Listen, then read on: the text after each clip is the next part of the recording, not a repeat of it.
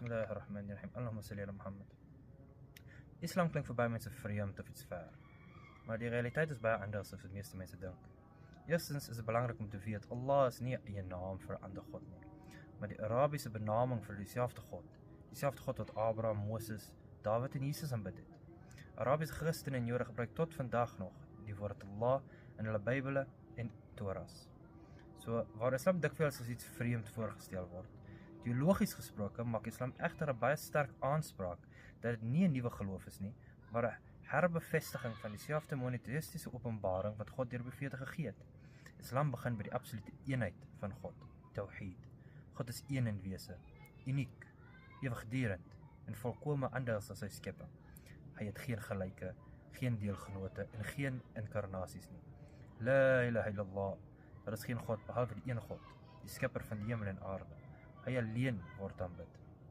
God het homself bekend gemaak deur openbaring, nie eenmalig nie, maar deurlopend deur die geskiedenis. Adam, Noag, Abraham, Moses, Dawid, Salomo, Jesus word almal erken in die Koran as profete van God. Jesus gebore uit die Magd Maria, as 'n besonderse teken van God se mag en genade. Hierdie lyn van profeetskap eindig by die laaste profeet van God, Mohammed, by die laaste openbaring van God na mensdom ontvang het. Waar is ons saamstem met die Jode is in die eenheid van God, maar waar ons verskil met die Jode en saamstem met Christendom is oor die openbaring aan Jesus, die seun van Maria. Die verskil is in die verstaan van Jesus se natuur.